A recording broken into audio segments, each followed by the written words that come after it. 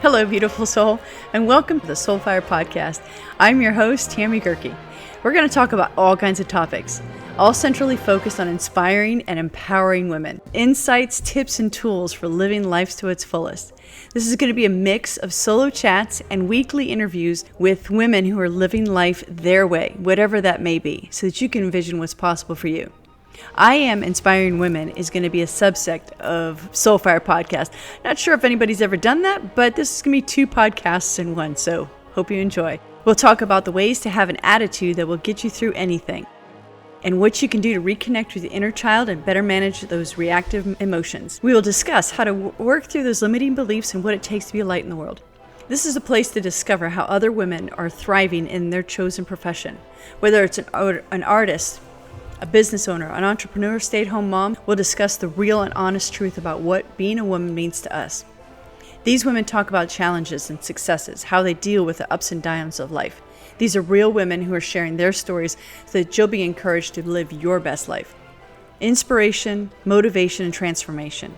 Let's encourage each other. Let's lift each other up. Let's learn and expand our possibilities in this world. Let's share with each other what being a woman means to us. Life is an adventure, and being a woman right now is the biggest adventure of all. Today I want to talk about the connection between your body, your mind, and your soul. You know, we think that if our body's doing fine, then our mind's doing fine and our soul's doing fine. Or if we think that our mind is fine, then our body and our soul must be fine. But they're all connected. And one of the best ways to know whether we're on the right path or whether we're actually working in alignment is through knowing whether our body is working well.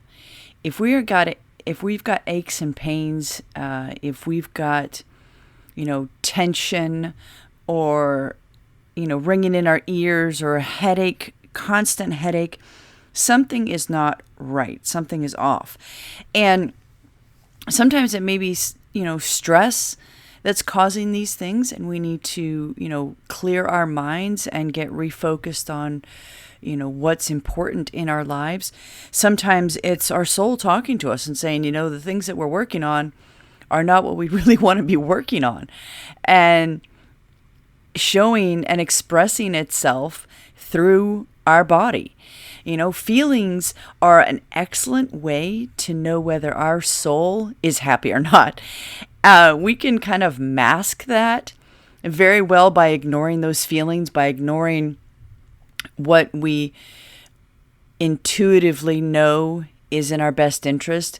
But our souls will let us know if what we're working on or what we're doing or the path that we're on or the project, the person that we're with, the relationships we're in, our soul will let us know whether any of that is off. And it starts by our feelings and our guts and letting us know through our emotions. If we don't listen to those emotions and we don't listen to that gut feeling, then our bodies are going to start expressing to us what's really going on. Our soul will use our body to talk to us. So when we are in a situation and we feel uncomfortable, we get that niggle, that discomfort, that uneasy feeling, and we ignore it, we push it down, we push it aside, and we pretend that we don't have those feelings. If it's a situation that we put ourselves in regularly, then our soul will start to express itself and express that discomfort through our bodies. So you may get aches in your head. You may get ringing in your ears. You may get a stomach ache. You may get, a heartache, literally get a heartache. Whatever it is that our souls can find to express that discomfort to us, it will do it. So depending on what it is and how much we've been ignoring it, that discomfort will grow. And sometimes it can be, as simple as a small headache, and you're feeling like, okay, there's something that's just not quite right.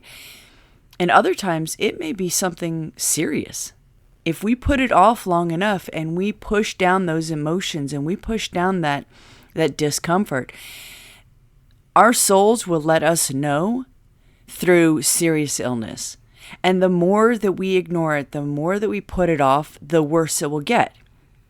So if you start feeling some discomfort, pay attention to it. What is it that you're not paying attention to? What is making you feel that way? Is it when you're around a particular person? Is it when you put yourself in a particular situation? When you walk into a room, there are some times that you can feel the emotions in that room. You know when there's been a fight. You can feel, that saying you can cut the tension with a knife. We all know that feeling.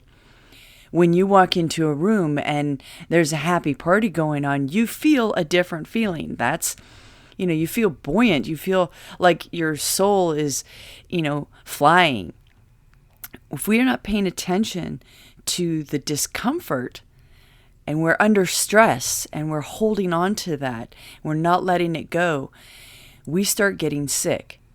And depending on how long you've been doing that, depending on how many times you've put yourself into discomfort and how many times you've put yourself in bad situations, will depend on how your body responds.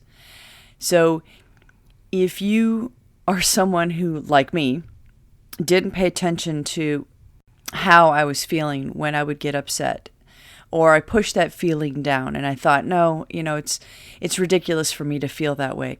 It's ridiculous for me to have my feelings hurt when somebody said something, or, I took it the wrong way, or, I pushed aside the hurt and the disappointment and the sadness of not living life on the way that I felt I should be living life. Those feelings and those emotions started to manifest themselves in headaches, in depression, in not wanting to leave the bed, leave my bed, and wanting to bury myself in, other people's issues, taking care of my kids. I focused on taking care of them and putting myself aside and not worrying about what I had going on. It's not that I wasn't worrying about it. Obviously, deep down in my subconscious, there was a concern. There was a worry that I was losing myself. I was losing who I really wanted to be. And that was, my bouncy, silly, goofy self. And, always, I love being happy. I love being around people. I love talking.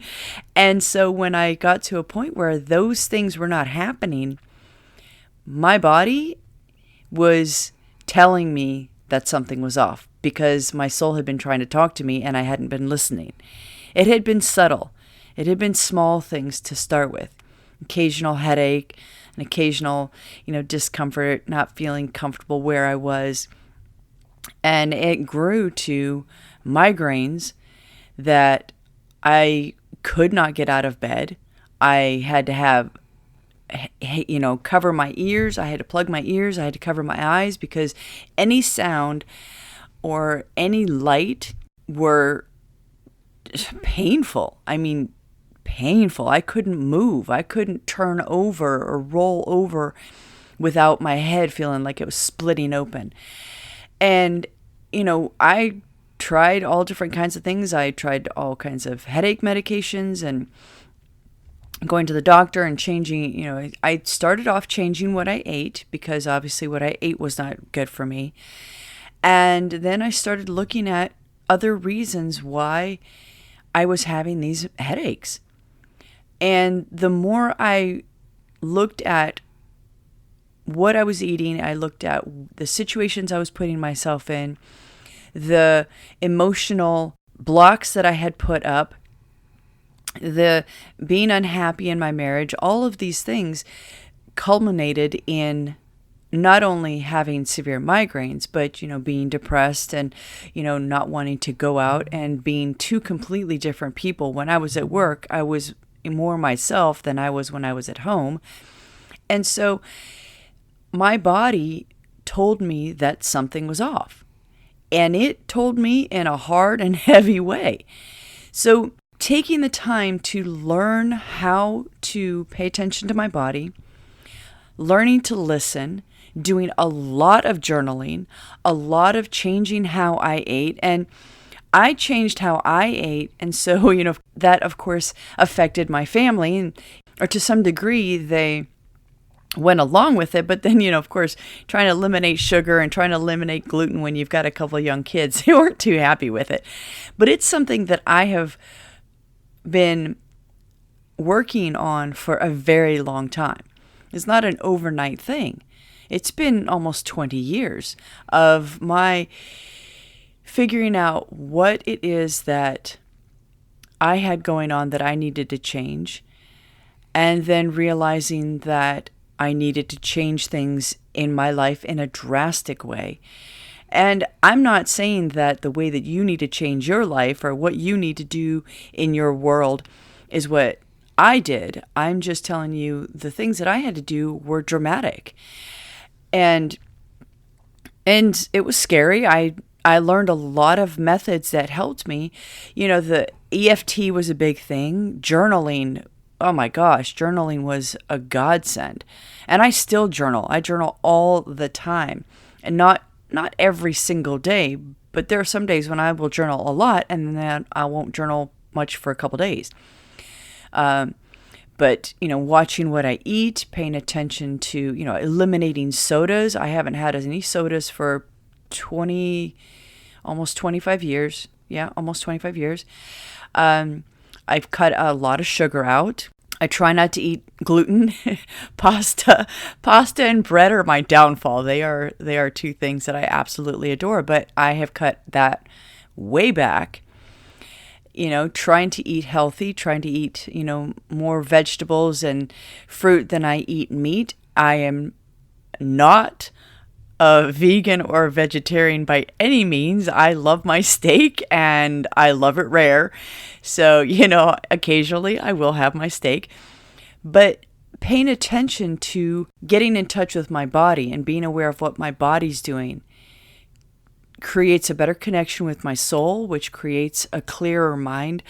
And menopause has had a great impact on my mind lately. And so, of course, now I'm having to shift again in what I eat, how I eat it, all of these things. So it's not once done and it's forever. It's a constant paying attention to what that connection is and how it's affecting your mind, your body, and your soul. So, whatever it is that you need to do to start paying attention, to start listening, to start knowing that when you're listening to your body, you're listening to your soul, you're listening to your feelings, you're paying attention to that, and you're not letting it go by the wayside and putting off what's most important, which is all three of those, your mind, your body, and your soul.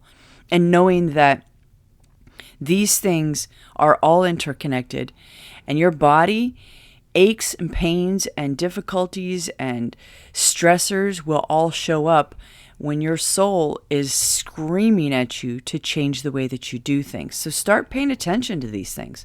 Make sure that what you're doing keeps you in calibration with your truth, whatever it is that is right for you. And it's not going to be the same thing that it is for everybody else. If you're doing something that makes you feel happy, that makes you feel good, then keep doing it. If you're creative and the people that are around you are not creative and they discount whatever it is that you're doing, don't allow them to shut you down. Do the things that make you feel better. Journal, meditate, exercise, make sure that you eat healthy, whole foods. If your family eats junk food and eats crap food and you don't want to, then feed them what they want and you do what you need to do. Eventually, if you add a little bit of your good food into the menu and just kind of wean them off of the crap food, you will hopefully turn them to eating a little bit healthier themselves. And trust me, I get it. With kids, if you don't start out feeding them healthy, and you're in the habit of feeding them crap, no offense, I've been there, I know, potato chips and candy and the whole bit and sodas, it's easy to go with the simple food, the stuff that's easy to make, that's fast, that's, doesn't take a lot of effort to make, stopping by fast food joints. I get that that's the simple way to do things. It's not the healthiest. It really isn't.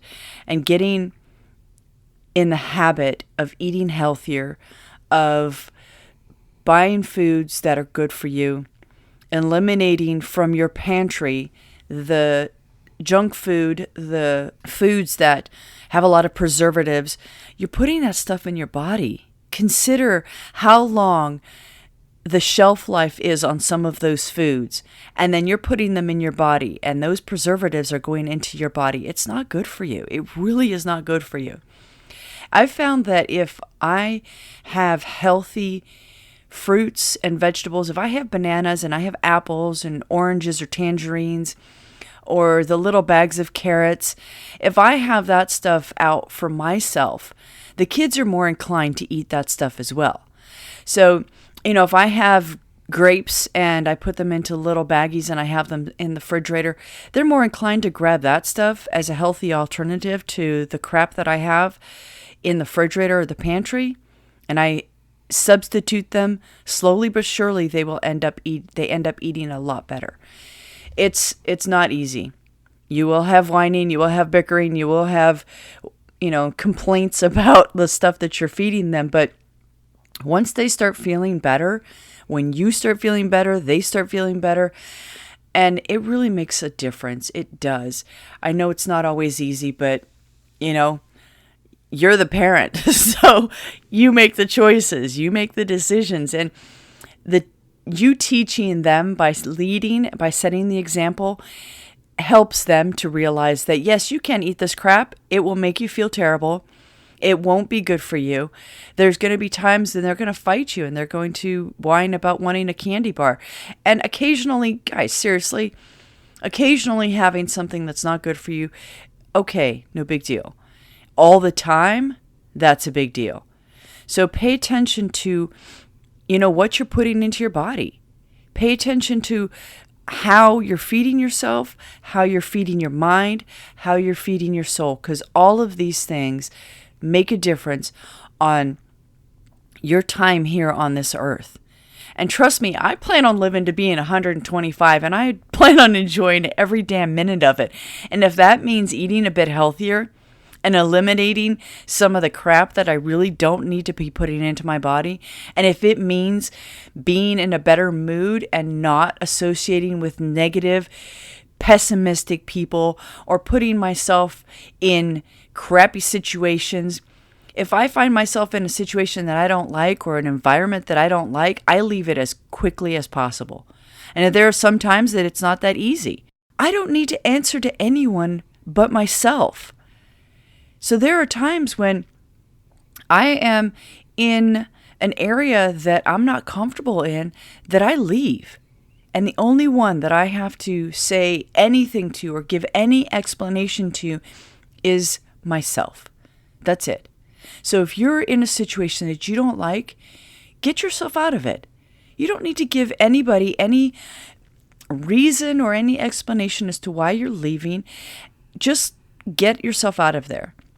Sometimes it may be a little bit difficult and people may buck you and question. Make something up or tell them the truth. I'm not comfortable here, so I'm leaving.